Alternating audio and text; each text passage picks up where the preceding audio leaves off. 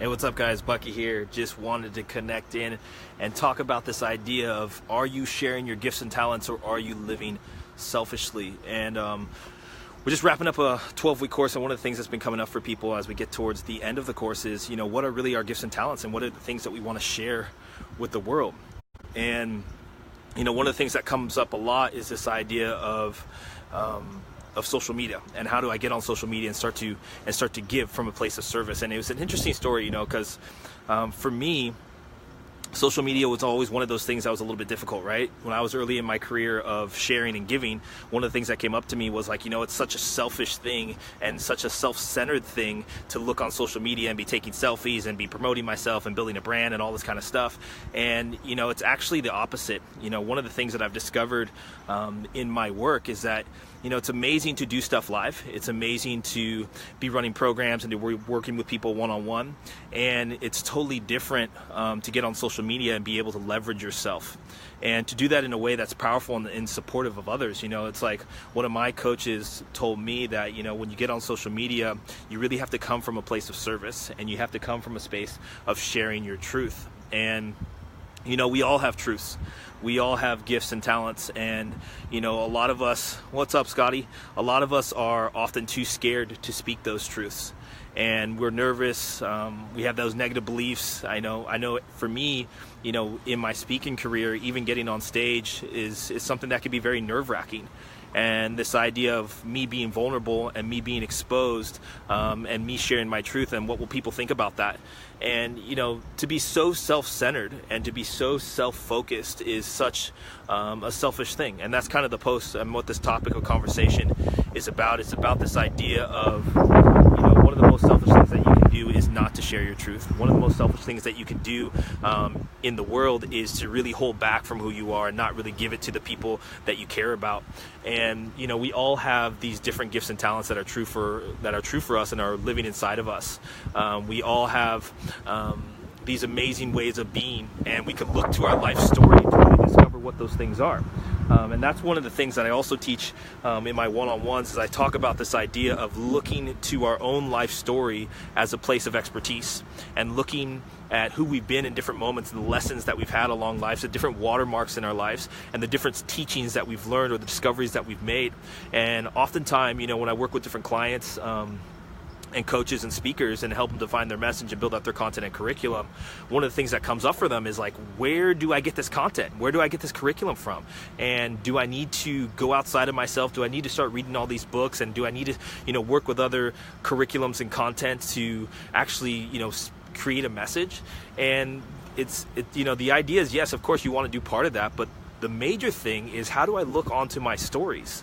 How do I look into my life experiences and what my stories are? I was watching a post from Les Brown the other day, and he was talking about, artificial intelligence, and how, basically artificial intelligence is taking over the workforce. And he kind of told this joke, and he was talking about, he's on stage and he asked Siri to tell him a story, tell me an inspiring story, or tell me a story that's going to change my life.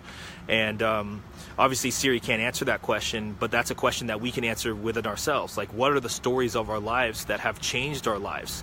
And what are the stories of our lives that have the potential to change other people's lives? And we all have that gift and that talent within us through the stories that we've been through, whether those are struggling times or amazing times or, beautiful times. I know for me, for example, when I was younger, and I kind of told this story yesterday on my post, was, I had this real strong self-doubt around who I was and how I could show up in the world. I grew up kind of in a predominantly Caucasian neighborhood, and I remember being one of the only kind of ethnic people in my class. And there's a lot that goes with that.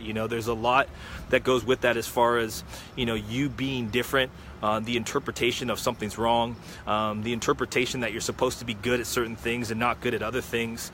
And as a young kid, I made a lot of decisions around my life based on that stuff. And, I'm not saying that my life wasn't great, right? Like, focused on sports, not on athletics. Like, those are the stereotypical things, right? I had low self-esteem. I didn't think that I was good enough to do the things that I wanted to do. And even in those spaces, like, that belief system carried on and caused me to show up differently in the world. It caused me to hide who I was. And one of the biggest self-discoveries that I had when I started to look at the inner work was just this ability to be honest with myself and to be open with myself. And obviously that unfoldment is something that continues to show up, but this level of authenticity and this level of storytelling and the ability to be able to go into your life, to look at your life and say, hey, what are the moments that have been really important to me, and how can I start to share that authentically with the world, is something that's so valuable. And obviously when you ask yourself that question of, what does it take for me to get on a Facebook Live, or what does it take for me to shoot a video, or, to be a contributor on social media, like what does it take for me to do that? Like instantly what happens for people is that there's all this fear and there's all this doubt, and there's like, oh crap, like what will people think about me? And is it okay for me to do that? And, I'm not a good speaker and I don't have a good message. And I just want to say to you that, it's speaking your truth is speaking your truth, and through our authentic stories are the times that we really get to connect with people and also change their lives, right? And this process of being the change that you want to see in the world is so demonstrated in this example of, you have to do the work. If you want to be an inspiration, if you want to create an impact, if you want to touch people's lives, if you have a passion that's brewing inside of you, if you want to make a difference, like you really need to go and step into the work yourself and be willing to get congruent on what there is to get congruent on, because only from that space of dealing with your story, dealing with your past, dealing with your truth and expressing it, can you actually start to heal others. So I just want to leave you guys with some of that. What I'll do in this link, what's up, Leah? What I'll do in this link, what's up, Charles? What I'll do in this link is I will add this exercise, and I posted it a bunch, but I wanted to add a little bit more clarity to it.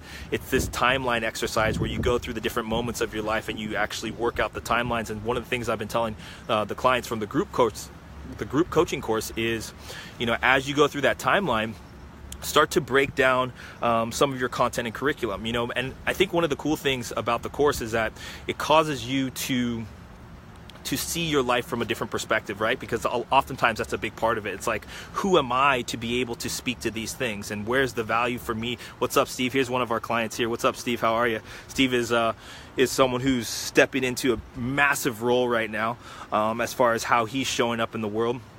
He's got an amazing story. Make sure that you follow him on here.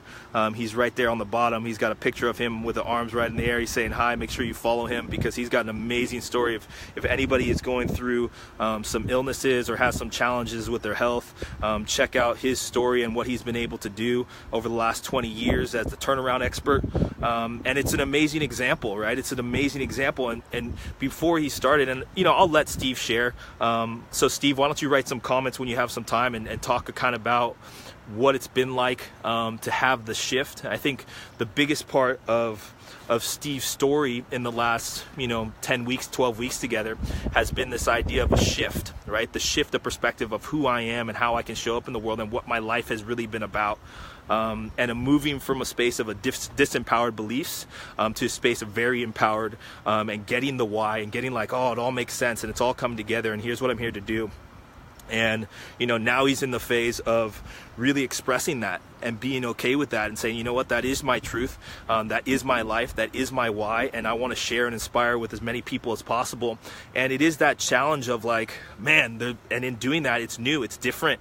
There's some, even in that, there's more limiting beliefs that show up, but he's been taking some incredible steps, step by step, just to reach out there and to share a little bit more. And that's the gig, right? The gig is once you have the insight, once you have the shift of perspective, then to follow through on it and to be consistent in that follow through. And a lot of people have lots of gifts and talents that they're hiding and that they're holding back. And one of the things that I want to talk about just really briefly is this idea of life purpose. And so many people are very interested in life purpose. What's my life purpose? What am I going to create in the world? What is my impact going to be? And, for a long time, for me, it was like, what's my life purpose? What is this all about? What am I meant here to do? And what I've discovered is my work is to be in my passion. My work is to do the things that I'm excited about and to follow through on those actions. And my life purpose and my impact will be measured by the ripple effects of those actions. And I was having a conversation with our group the other night in our private Facebook page. We had a Facebook Live last night that went for like an hour. It was awesome. And we were talking about the subtle impact, right? And I'll use Steve as an example. Steve is Steve was someone who was following Leah, and then started following myself on Facebook Live. And the only reason why he got connected into the group was because of the Facebook Lives, right? So going back into the social media conversation, like, we never know the lives that we impact. Like, I can't tell you how many times I'll get a message back from someone that I haven't spoken to, I've never met, after a Facebook Live, and they say, you know what, thank you so much for doing that. And that, in my opinion, is your life's purpose. That's the effects, right? That's the known effects. And for most of us, we won't know the true effects of who we are. But what we can do is we can be in action about what we're passionate about. The other example that I had is that, Leah was shopping the other day, and she bought a crystal from a store, celestial light, and it was like meant to, awaken her in her dreams and, bring out some more of the angelic qualities of who she is and things like this. And it's been pretty impactful. It started some conversations within us. It started some conversations within the group. It's inspired some of the Facebook Lives. And that is, again, a byproduct of someone being passionate about crystals. It's this little store in Niagara Falls that has all these healing tools inside of them. And you go in there, and it's like the total Zen den. It's called the Willows Den. So shout out to them. But, there's a guy and a gal, and they're a couple, and they're totally passionate about it, and they're in there, and they're just supplying these resources. But the ripple effect of that is that, Leah goes in, and, hundreds of thousands of other people go in and grab stuff, and then there's a byproduct of that. So your purpose, you'll never really get to see the totality of it. But you have to realize, and you have to embrace that there is a massive one there. And what there is for us to do is to listen to our intuition, or listen to the voice or the heart that's coming up, or the communication that's coming up inside of us, that thing that's saying, hey, show up in this way, and start doing these things. And this is what I'm excited about, and this is what I really like to do, and this is what lights me on fire. Like, all those things are so important. That's why living in your passion is so important. And there's all kinds of, I got some questionnaires online where you can start to look at what your passion is, but defining your passion and doing what's right for you is one of the most important things that you can do, because it's directly related to your life purpose. And, I think part of my vision and part of my purpose in life is to awaken people to the magnitude of their influence. And, obviously you can do that on a local scale, or you can do that on a global scale, but social media is one of those things where instantly you can start influencing globally. What's up, Kristen? How are you? And I think one of the things that you want to do is ask yourself the question of how much impact do you really want to create? How many people do you really want to serve? And how authentic can you be? Because that's one of the biggest things, right? It's not influencing from a space of, this is what I'm going to do, and this is what I'm going to create, and this is what's really cool. It's not influencing from a space of theory, but it's influencing from a space of practice. And one of the things that I talk to all my clients about, because a lot of coaches and speakers and things like that, they say, well, what's your opinion on coaching? And I said, well, coaching is, it's about accelerating a practice. It's about bringing people in through an experiences, or guiding people in the distinctions of experiences, or a life practice that's going to help them to accelerate their results. And you can only do that when you have done that yourself. You can only do that as you've experienced yourself. So that, in its essence, is where your expertise and your gifts and talents lie. Right? We are all more gifted. We are all more talented than we give ourselves credit for. And it's about time that we started to look at ourselves and say, you know what, this stuff is really important to me. This is how I can share with the world. And it's important that I open my heart and I open my mouth and I start to speak that truth, regardless of what that is, right? And it doesn't mean that you start to, it potentially means that you build a business. It potentially means that you build a brand. But it just means that you start to influence in a way that's authentic. You start to be authentic. You start to share authentically. You start to answer that call of intuition and give up the selfishness. Give up the fear of what people will think. Give up like the insecurity of like, oh my gosh, I'm going to put myself out there and it's going to be so scary. Just go for it and be you, because there's people that are waiting for you. There's people that need you. There's, when we talk about that level of influence and that life purpose, there's so many people that are struggling, that are counting on you to speak up into your truth. And when you don't do that because you're too scared and too self-centered, it is very, very selfish. And, I say that word because I know that for me as a kid, being selfish was one of those things. It's like, don't be selfish, make sure that you share. And that's the truth, right? And I love that Scotty's like, truth, preach. I love that, and the only reason why I'm here is because of that. The only reason why I'm on this Facebook Live is because I know the effects. And as you get nervous and as you get scared, just think about that. How can I be of service? How can I share some of my stories? How can I share some of my examples? How can I share some of my insights, my vulnerabilities, and really be of service to the people in the world around me? Because again, just like on this Facebook, I don't know who's on here, right? There's going to be people that I obviously see right now, but I don't know how many people are going to watch this. And I'm imagining what those people look like, what those people are experiencing. I would imagine that they're like me, you, and everybody else who is, in some ways hiding, in some ways scared to speak up and to be themselves, but have a really big purpose and outcome in this world. So with that said, I'll post the link below, not the link, but I'll post the content below where you can look at how to create that timeline for yourself so you can have a little bit more clarity on some of the lessons that you've learned. Obviously going to invite you to the group because the group is amazing, where you're going to get, hey, there's Shy's in the house. Yes, going to invite you to the group back in Australia. Yeah. Here's a cool thing, Bridget, about being on social media is that I'm in Australia now.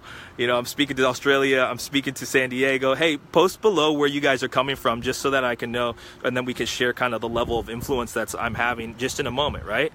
Like, I'm on my phone, I'm in Niagara Falls, outside of Niagara Falls. I'm standing outside of a cafe and I'm just deciding to speak my truth, and notice the global impact that's having because of the level of truth and because of the level of authenticity and vulnerability that I'm coming from, right? Like, that's the power of social media, is that you have so much leverage. It's crazy. And do you want to impact locally or do you want to impact globally? And that's the beauty of it, right? The global impact from a space of authenticity and service, right? So again, post in here below where you're coming from, just so I can get a shout out and everyone can kind of have an experience of where that's from. Germany is on the line. Amazing. And also, if you have any comments, right? If you have any comments or questions, please make sure to post those. But I'm going to put that information down below so that you guys can start that timeline process. And, it is a process. It's not something that happens overnight. It's something that you're going to consistently work on. But what will happen from it is you'll start to see how your content and how your message starts to come to life through your stories, and pinpointing those stories and starting to take like little bites. Like, one of the things that I talked to Steve about, I said, hey, you know what, just get on Facebook Live every single day or shoot a video and say, you know what, I'm going to shoot a 5-minute video. And in that 5-minute video, I'm going to tell one of my stories, and I'm going to talk about some of the distinctions that came up for me. And I said, just see what happens. Vista, California, Toronto's in the house. See what happens and the effects and the responses that you get. And I set that same invitation for you guys, do that little timeline exercise, get some of your stories, get into your passion. And it doesn't have to be personal development. It can be anything, right? But I think at the end of the day, the majority of people, when they get down to it, one of the biggest priorities is really about serving others through the understanding of themselves. So I invite you to go for it. I also invite you to get into a practice where you can get really clear about who you are and what's important to you. So Leah and I have an amazing course that we got going on. Absolutely incredible. And Steve can attest to that. But some amazing examples of what life looks like when you start to live in your passion, when you start to live in your authentic truth, and when you start to express from your heart. And, it's this phrase, and I'll let Leah, why don't you post your phrase, your tagline, Leah, the authentically, unapologetically, authentically you, because that's her piece, right? It's like, how can we be unapologetically, authentically ourselves? There's so much that we sacrifice our lives for. There's so much that we sacrifice our truths for. And we say, you know what, this job or this relationship or this family or this way of being or this lifestyle, or, there's so much limiting beliefs that we put on ourselves about how we can show up in the world. I was just talking to somebody today, someone who's looking at doing the course, and, she has this kind of family example of and belief system to why she can't show up in the way that's authentic for herself, because she has, this shame, this guilt, this idea of disappointment that what's going to happen if I do this thing, then I'm going to have to sacrifice these other things. And it's like, man, I would get how you'd be stuck in a decision like that. And it's just a belief. The truth about it is that we can have anything that we want if we're willing to challenge our belief systems, if we're willing to step outside of the paradigm and say, you know what, I want to have this. This is my truth, right? When I listen to myself, this is my truth, and this is what I want to create, and this is what there is for me to do. And I want to be responsible. I want to take care of my family, and I want to have this amazing career. I want to have this passionate career where I travel all over the world and still have a family and still, take care of the responsibilities that I have. And what comes up in that answer, which is sometimes scary, is something different. They say, okay, well, if this is what you want to create, then there's all these different solutions.